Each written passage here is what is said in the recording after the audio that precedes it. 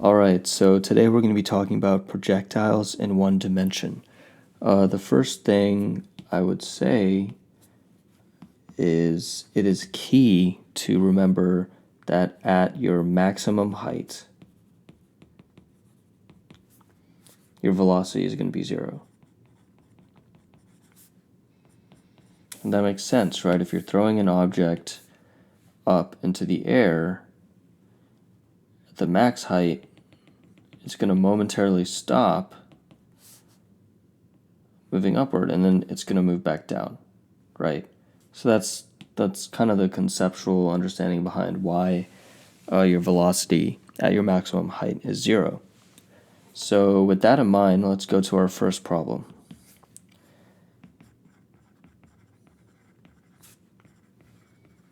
You throw a baseball 30 meters per second up into the air. And we need to calculate H max, or our maximum height. So the first thing we would do is try to identify which kinematic equation we want to use. So if we write down this one, for example,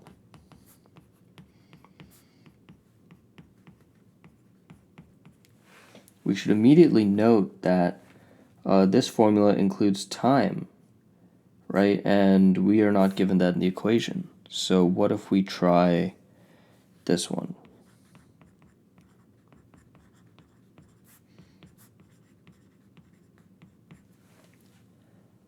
It looks like we have displacement here, acceleration, initial and final velocity.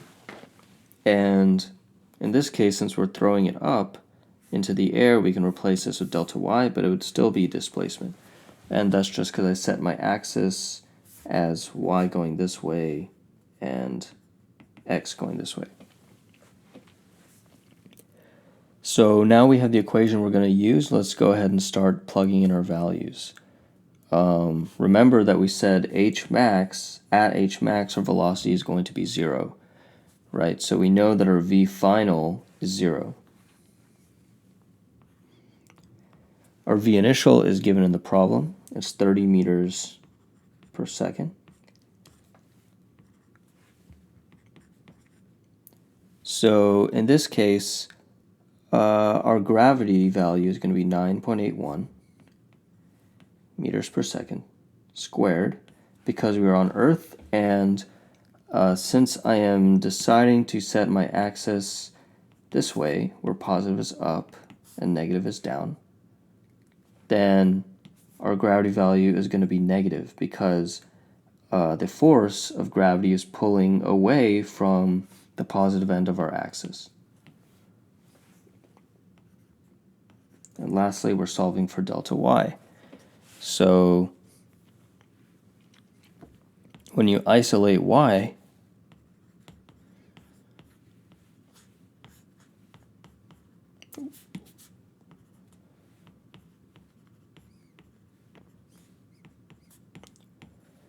we should get 45.92 meters since we're using 3 sig figs in this case because we use 9.81. Final answer should be 45.9 meters. Okay, with that out of the way, let's go to part B.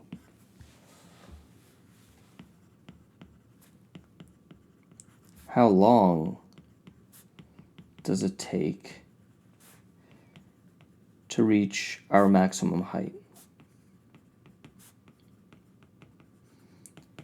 So now that we're asked for the time, we're probably going to use an equation that gives us the ability to solve for time. The first one that comes to mind for me is V final equals V initial plus AT. Has the least amount of variables, and because of that, it's very easy for us to solve for time in this case. So we know V final is 0. V initial is still 30 meters per second. and our gravity is still negative 9.81 meters per second squared. To solve for time, we just isolate t.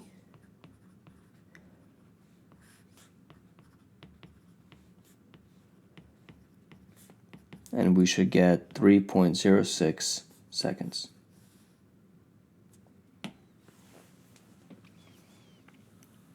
On to part C. How long does it take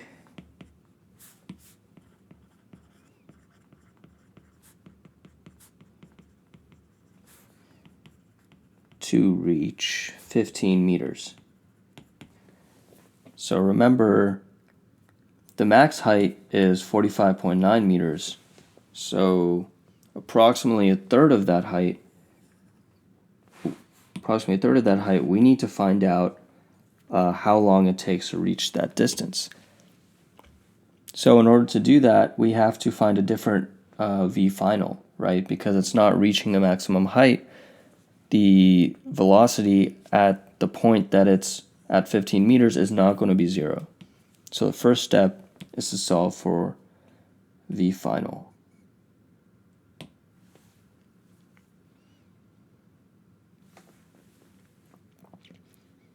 The first equation I can think of is this one, because it directly sets us up to solve for v final, and we have all the other variables already. We have v initial, it's still 30 meters per second. Remember to include all your units. Our acceleration is still 9.81 meters per second squared. And now we have our distance, right? Our displacement in the y direction is 15 meters. We should find that v final squared is equal to 605.7 meters squared per second squared, which means that if we just take the square root of both sides, v final should be 24.61 meters per second. So that's the first step of solving this problem, right?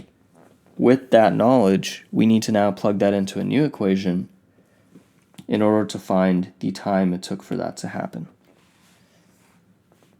So we have our v final, we have our v initial, which has never changed, we have our acceleration, which is also a constant on Earth.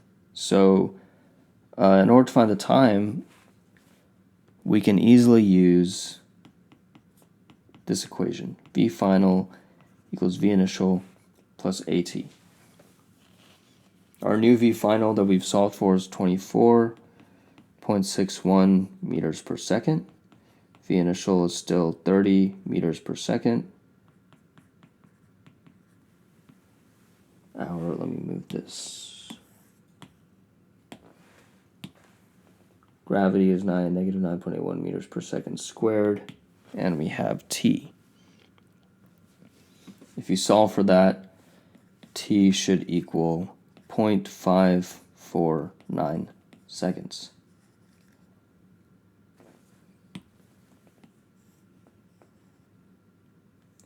So I encourage you to go back and rework these problems. It gives you a really good idea of how to complete projectile problems and how to kind of use the different kinematic equations together to solve your problems. Okay, thank you so much for watching, and I'll see you in the next video.